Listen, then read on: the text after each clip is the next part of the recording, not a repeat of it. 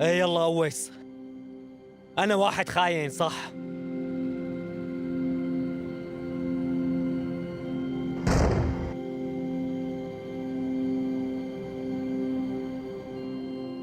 زياد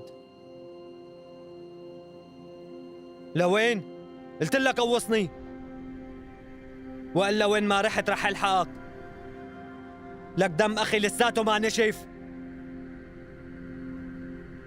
مثل العادة ما بتحط اللوم على حالك، خليك عم تفكر هيك. رصاص هي اللي قوصتها هي لإلك، انت بمثابة الميت.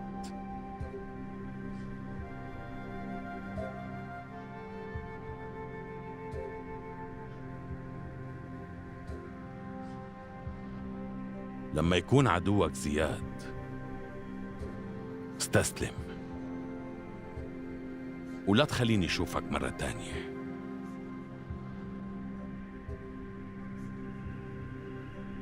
أعمل لك قتلني ما راح أتركك.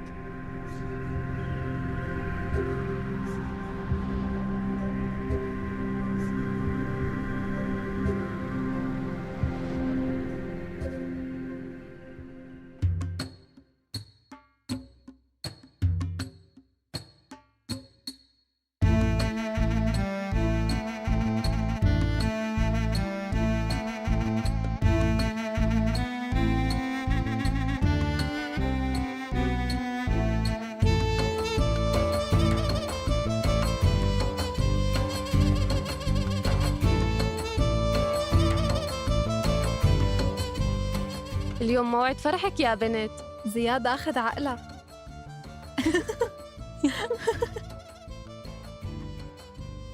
بعدولي شوي يا حلوين. عم يستنوكي ها، يلا استعجلي شوي. ايه عم يستنوكي.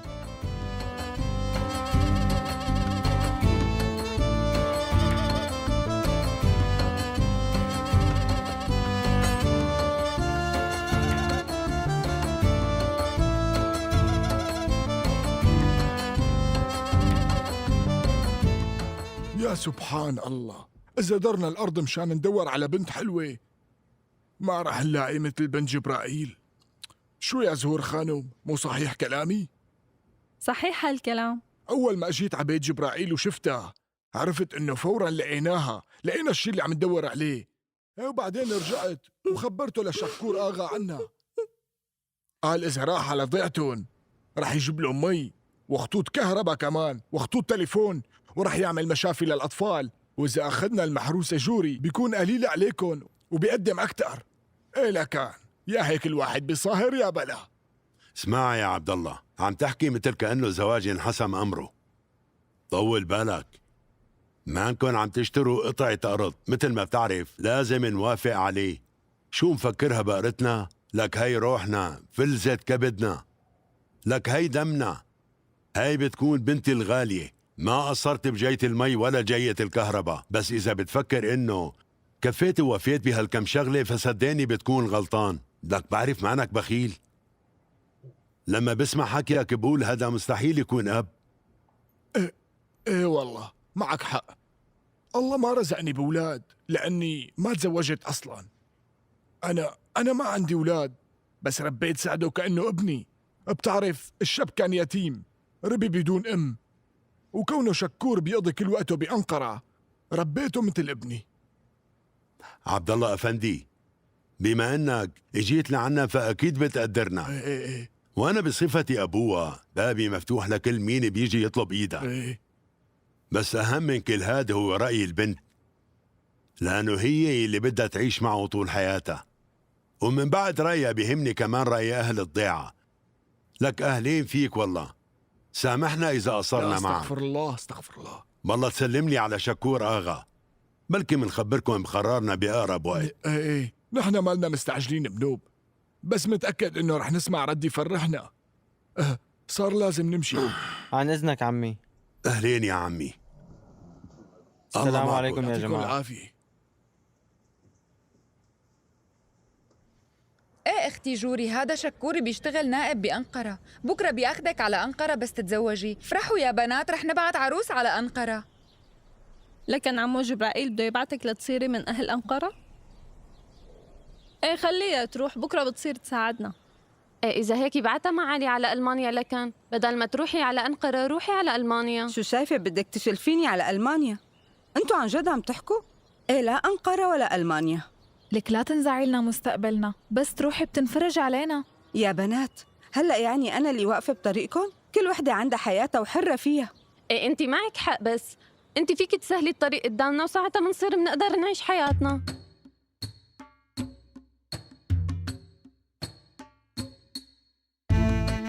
كأنه زعلت. شو كلمة صار الحق لها؟ ما بتزعل. والله ما تصطفل هي حكينا حرة. شي. حاجة بقى لازم نحن نشوف حياتنا كمان. معك بكرة حق. بترضى لحالها. صح. بتمنى من الكل يشارك، ما تخلوا شي بقلبكن. بنتنا جوري ربيت من دون أم. طبعا هي مو بس بنتك، هي بنتنا كلنا كمان. البنت متعلمة، لا وذكية ومثقفة كمان، يعني واعية وبتقدر تاخد قرارها، وكبيرة بما فيه الكفاية لتختار طريقها. ايه بس ما لازم تنسى انه هي بنت كل العشيرة. نسواننا وكنايننا وبناتنا من طول عمرهم بيشاركوا جوري تفاصيل حياتها، وكانوا دايما ينصحوها ويشوروا عليها، بس انه بالعادة جوري ما كانت تسمع نصايحهم الا نادرا، وهالشي زعلنا كتير. ما بيصير نحط دائما الحق على جوري، لازم نتخيل حالنا محلها ونطلع من منظورها الخاص. البنت ما كانت مرتاحة أبدا. جوري مرت بظرف صعب من فترة قصيرة، لهيك لازم نبعد جوري عن كل أوجاع الماضي. عن جد ما لازم نعطي جوري لحي الله حدا بس لأنه طلبها. يا جماعة بعرف إنه بنتي جوري غالية عليكن مثل ما هي غالية علي، وبصفتي أبوها بعرف منيح إنه البنت غلطت أكتر من مرة، وغير إني أبوها كنت عم حاول ما حسسها أبداً بغياب أمها.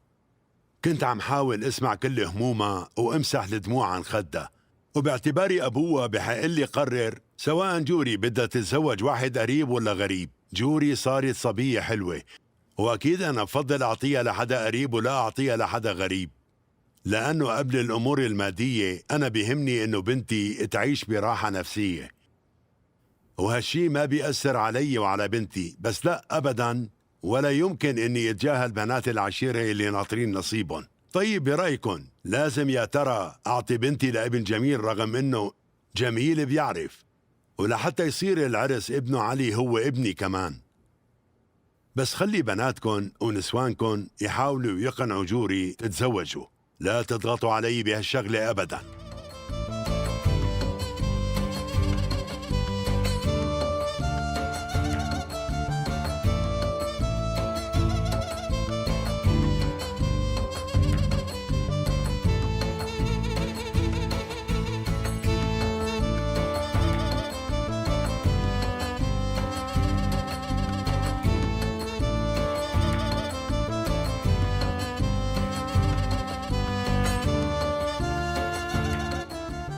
آمين. وانت كمان موفق. موفق عمي. السلام عليكم. وعليكم السلام. سلم على الآغا أمانة. يلا بالإذن. برعاية الله. درجات يا مضاي يا مضاي. يلا ليكو العم جبرائيل اجا وجوري هون. السلام عليكم. وعليكم السلام. خير عمي جبرائيل؟ لازم ساوي شغلة. جوري مو هون؟ ما اجت معي. شو سبب جايتكن على كلين؟ عم نشتغل بكم ورقة، وبنفس الوقت بدنا نكتب رسالة ونبعتها لعرفات. سلمينا عليه، لك والله اشتقنا له كتير. ايه تكرم عمي، وانت سلم لنا على جوري كمان. على عيني، تكرمي. صار لازم تزورنا يا آغا جبرائيل، مو هيك؟ مو ضروري تهاجروا لتجوا لعنا. نتشرف بزيارتك لعنا. ان شاء الله بنتشرف بس نجي. هلا معجوق بهاليومين. شو عم تحكي هالحكي؟ منحطك بعيوننا. يلا بنحكي ان شاء الله، وبشوفكن يوم العزيمة. خاطركن. الله معك. سلم على الكل. تمام. خاطركم. مهونة.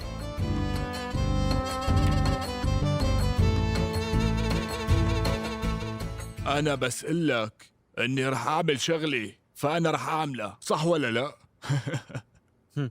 ايه والله أول مرة بتبيضها يا عبد الله.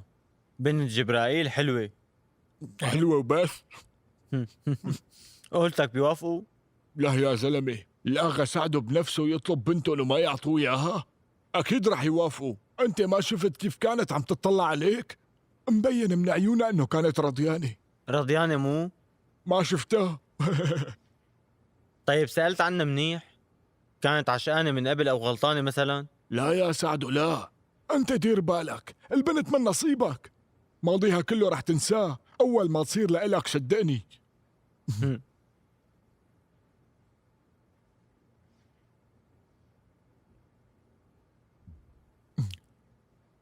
طيب رايح لعند شكور آغا أحكي له شو اللي صار.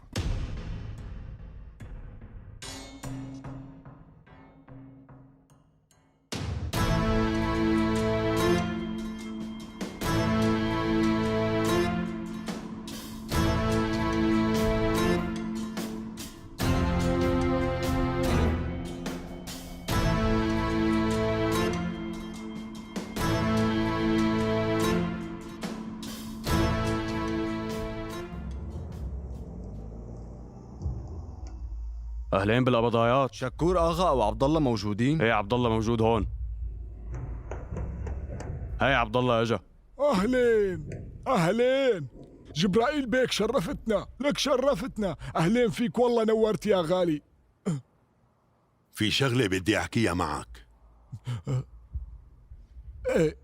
ايه تفضل. انت خليك هون. تفضل تفضل من هون. عن جد انا ما فيني مخ، ليك وين عم بستقبلكن؟ الشكور آغا ما راح يسامحني ابدا. خلينا نروح على مكان محترم ونتعشى فيه، ونخلي شكور آغا يجي معنا كمان. سعده هلا فوق راح روح نادي له. عبد الله ما أنا مطولين.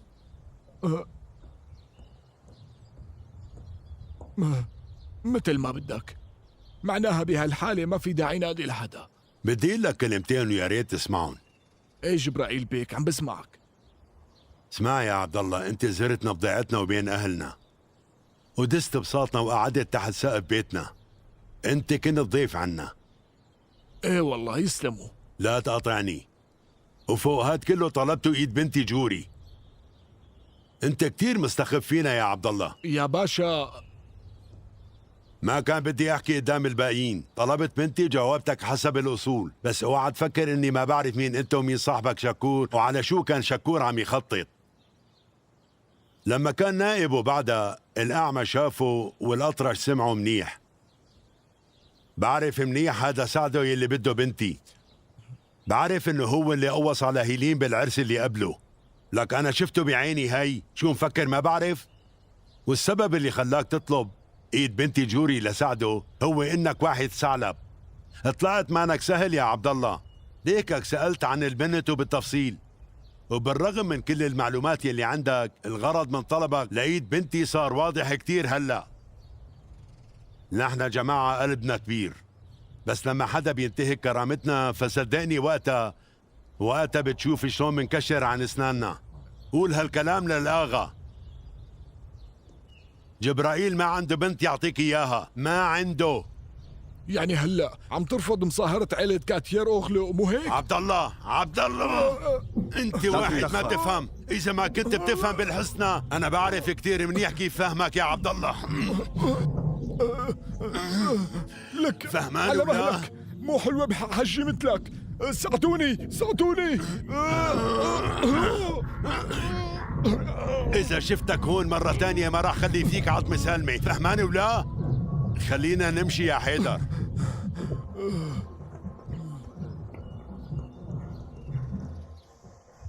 اغا اغا اغا اغا طمني، انت منيح؟ انقلع، ما دخلك. انا اصلا وقعت، ما كان بدي اضربه، بضل رجال كبير، هذا احترام مو اكتر. يا ظهري.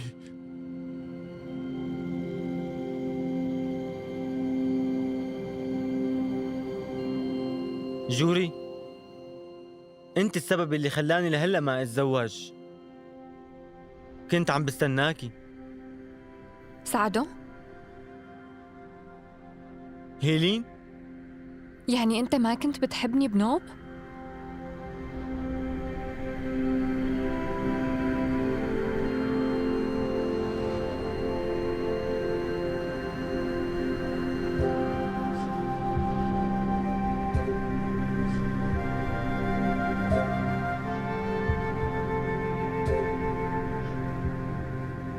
سعدوا آغا، سعدوا آغا. عندي أخبار مو حلوة. العم جبرائيل إجا وقال ما راح يعطيك بنته. شو هالحكي هاد؟ شلون يعني يرفضني؟ طيب شو بده يطلع بإيدي أعمل يا سعدو؟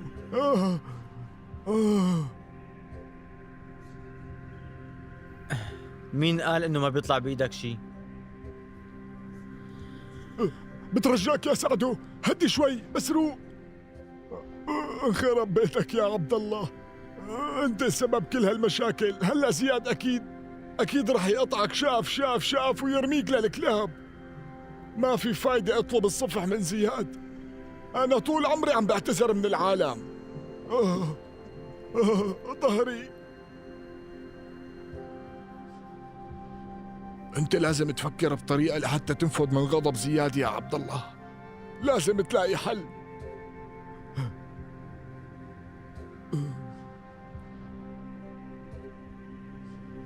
بظن لقيتها. اطلع وصلني بالسيارة. بس لوين رايحين يا اغا؟ يلا اطلع.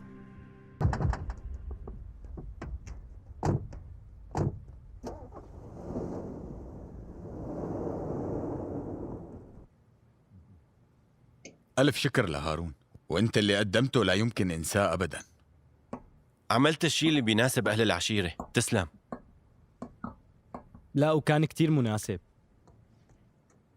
ايه، ما قلت لنا شو هو سبب جيتك. اتفقنا على مناسبة طهور جماعي وزياد بده اياك تحضر. هيك لكان. هي أول مناسبة كبيرة من وقت استلم زياد العشيرة. بتمنى تكون بداية مباركة. ان شاء الله. نحن معكم يا علي شير. تسلم. مبين مو على بعضك، شكله منصبك الجديد ما فرحك. لا، حالتي ما لها علاقة بهالموضوع. الصراحة أنا خجلان أطلع بوشك. انت شو عم تحكي؟ ما صح لي أي فرصة لأعتذر منك بعد اللي عمله إبراهيم. قلت من قبل، اللي صار. ما في داعي نفتح الموضوع مرة تانية. صفحة وطويناها. يعني خلاص رجعنا أصحاب؟ أكيد. شو لكن يا رجل؟ الله يديم المحبة. تسلم علي شير. كتير مبسوط بشوفتكم متفاهمين. ايه أكيد بدنا نتفاهم، شي طبيعي، نحن منضل أهل بالأخير. هذا عرض يا علي شير مشان نشارك بمشروع الفحم. يعني رح يفتحوا خلال شهر؟ وفي عندهم تجار بديار بكر والزباين كتير رضيانين. هالأسبوع مشغولين. بتعرفوا في عنا طهور جماعي. أجلوا الموضوع. يلا بلا ما نتأخر، خاطركم هلا. سلام علي شير. يلا لكان بخاطركم. الله معك. سلام. خلينا نشوفك ماشي؟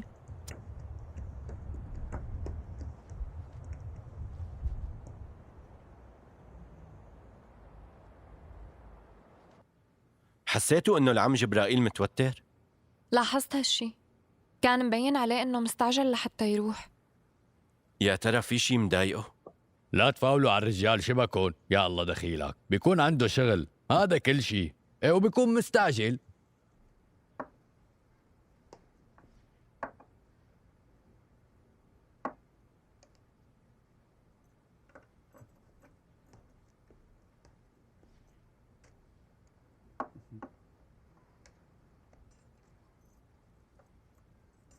يلا خلونا نكتب الرسالة. استني سوزان، هلأ بتدوب البوظة؟ لا تخاف ما بتدوب، طلع القلم يلا.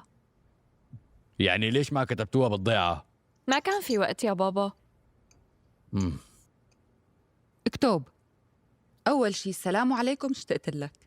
اكتب اشتقنا لك، هي الرسالة منك كلنا. ايه اكتب له لحالك، هي الرسالة مني لابني. أول شي السلام عليكم، اشتقت لك كتير يا عيوني. هيك تمام. شهاب باشا تدخل بشكل مباشر، حكى مع مدير المدرسة الداخلية وقال له اسماء الأولاد وين هن بالضبط. بهيك أماكن الكلمة للمدير وبس، لو نقدر نتصرف بدون ما يتدخل، بس هيك أسرع. خلينا ما ننسى إنه ما عاد في أدوية بهضبة بيريتان. لازم ندبر هالموضوع. رح نمر على الصيدلية بطريقنا للمدرسة.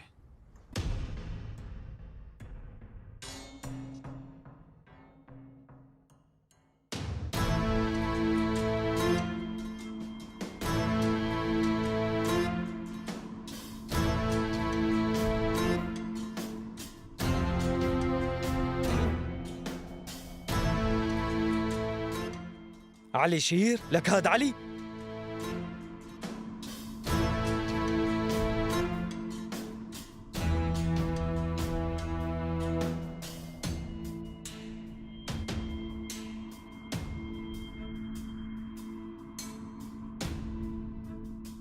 علي شير؟ علي شير؟ علي شير هون. علي شير.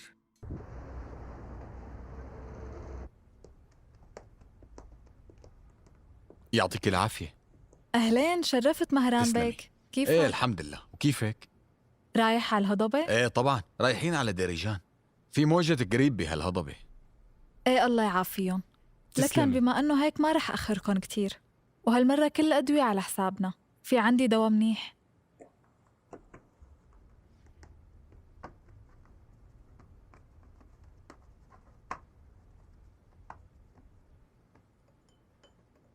ليكي سوزان في آلة بالمشفى تفرجيكي الجنين إذا بنت ولا صبي. تخيلي.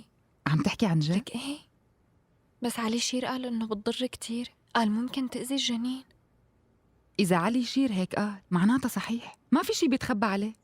عن شو عم تحكوا؟ ليش عم تتوشوشوا هيك؟ ولا شي بابا.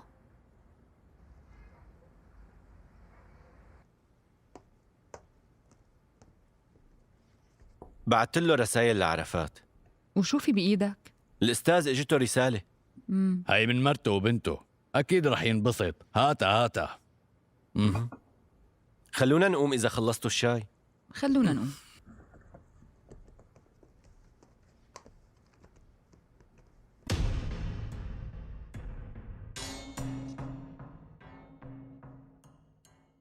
بلا ما نروح لهونيك يا آغا. ما خرج بنوب تروح على الضيعة وانت بهالحالة هي يا آغا. خلي تعصيبك يخف بعدين منروح.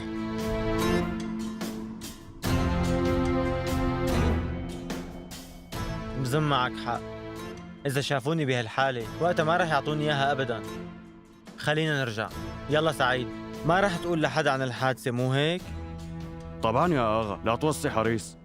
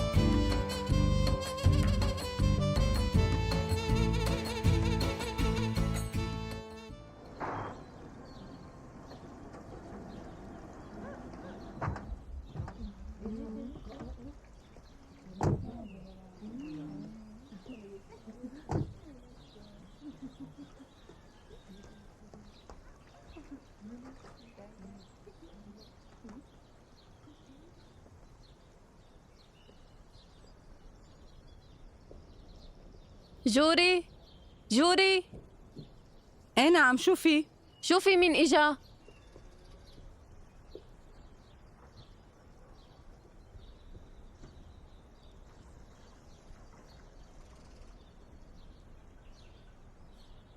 وبعدين معهم هدول شو بدهم؟ خلينا نمشي من يلا. هون.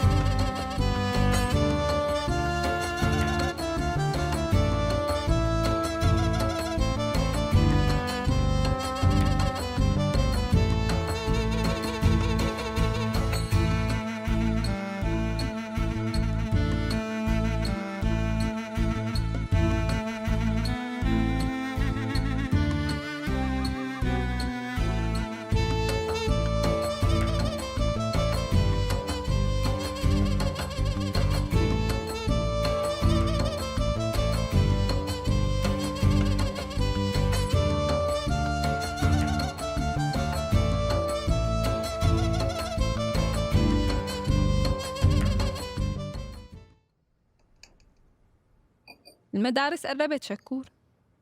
ايه والمعنى؟ المعنى لازم نرجع على أنقرة فورا. يعني ما في مدرسة بملاطيها؟ بابا بدي أقدم البكالوريا، وقتها بس غير مدرستي يمكن ما أقدر فوت على الجامعة.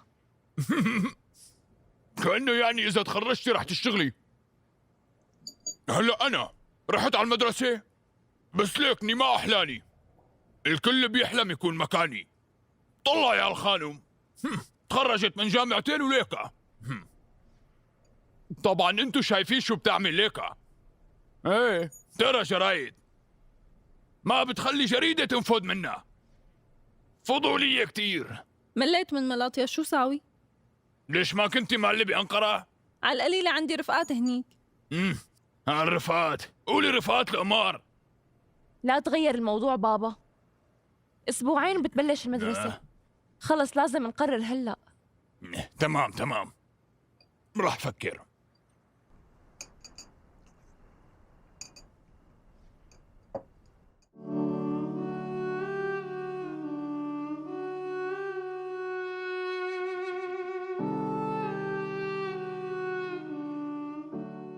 بابا جبت الملح، بدك شي تاني؟ لا بنتي يسلم. تسلم ايدين اللي كتب الرسالة ووصلها. شيخي سطح الجامع مليان حمام، يمكن طلع لي شي 20 كيس سماد. الحمد لله كله خير. والشيخ كمان بيطلع له حصة من هالخيارات. الخيار كتير طيب هون، التراب هون مانو بحاجة سماد. صدقني يا إبراهيم، بحياتي ما دقت مثلن. ناوي لك عشي رحلة شيخي؟ ايه يا إبراهيم، اشتقت لبنتي كتير. فترة تدريب بنتي قربت تنتهي. ألف مبروك يا شيخنا، درست بنتك وصارت دكتورة، بس أنا ما قدرت درس هيلين والله. كله اسمه ونصيب، بس لازم يتعلموا القراية مشان مستقبلهم، مين بيعرف؟ يمكن بنتي تيجي لهون وتعالج أهل الضيعة. مرتي بدها تشوفها دكتورة من زمان، بس طبعا يعني لتخلص تدريب رح جيبها هي وأمها إن شاء الله لهون بسرعة. بكرة بيبعتوك لمكان تاني وإن شاء الله تتيسر معك أمورك كلها ومعهم يا شيخي إن شاء الله.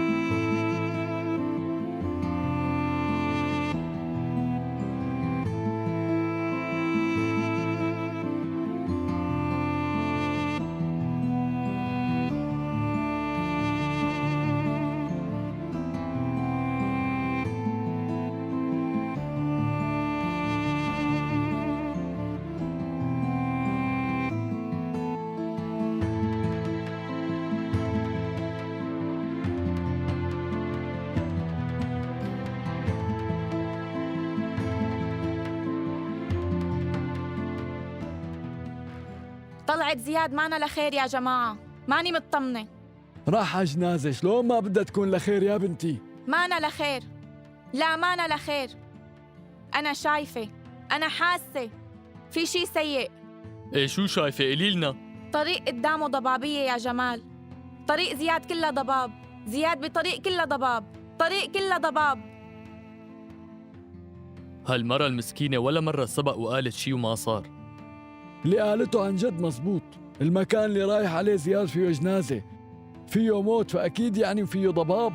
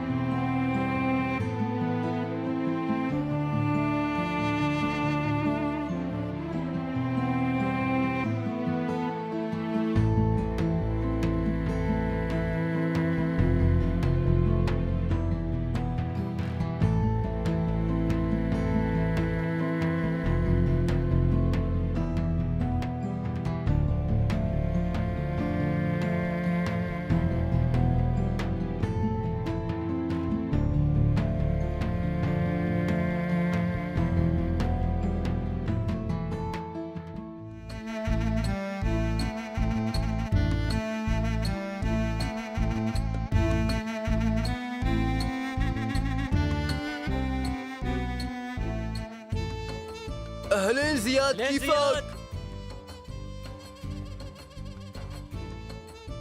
السلام عليكم. وعليكم السلام.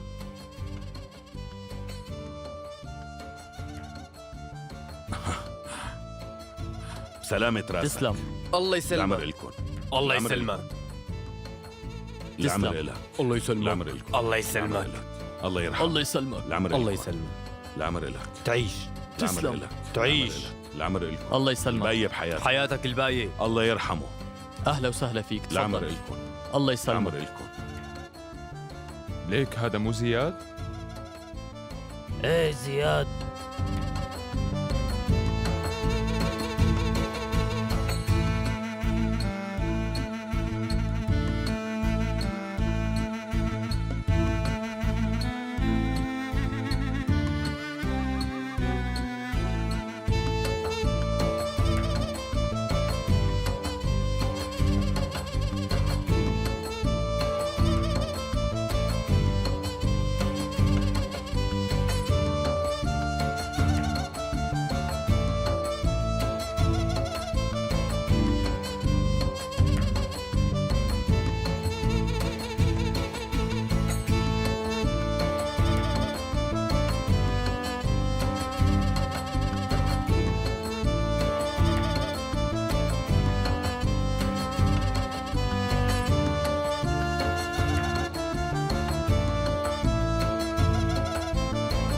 تفضلوا.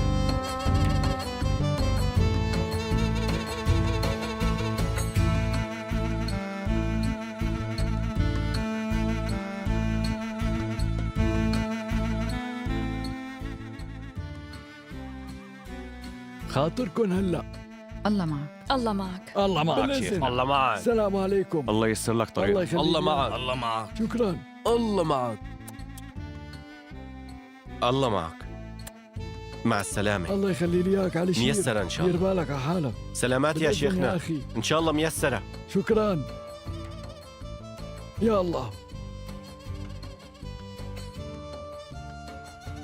خاطركن يا جماعة. الله معكم. مع السلامة.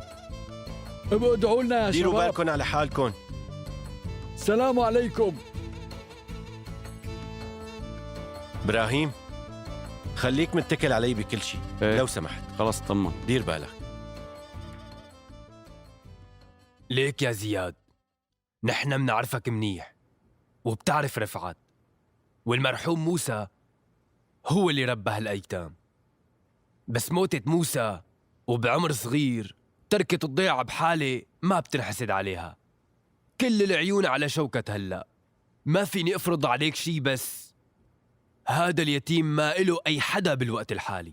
اللي بيقصده المختار بعد ما مات المرحوم موسى كل عيون على ابنه شوكت، والأهم من هيك في مشكور آغا، وهذا سبب المشكلة. واجع راس الضيعة كلها بمشاكله. ما تفاهم مع المرحوم قبل ما يموت، والزلمة بتوقع مات على بكير. كان خايف إنه يصير شي لهالولد، لأنه حسب ما جرت العادات زعيم الضيعة بيكون الكوتشار. سمعت عن مشكور من بدران. هاد نسخة طبق الأصل عن شكور. بعد اللي عرفه مشكور آغا من المحامي تبعه، رح يحاول يقتل شوكت بس مشان يخلاله الجو. مو هيك بدك تقول؟ ايه هاد اللي قصدته. ما منعرف شو لازم نساوي مشان نحميه.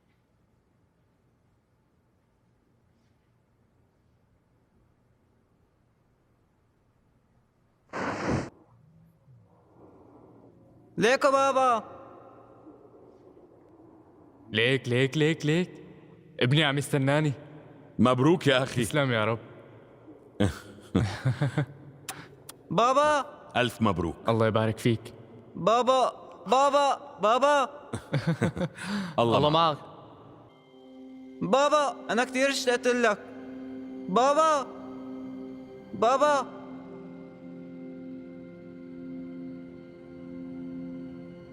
شوكت. بابا ابني. بابا. بابا بابا. شوكت. شوكت. بابا عم يهرب بابا. بالقطار. شوكت. لك شبكون وفوق شوكت. القطار.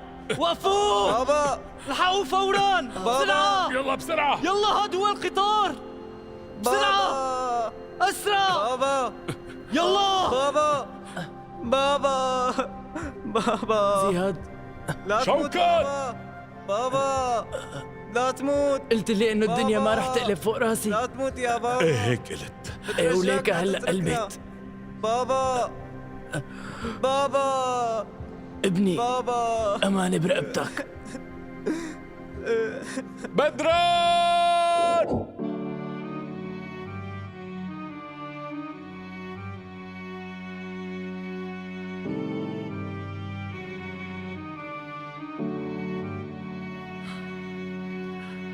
ما حدا رح يمس شعره منه. لا تخاف.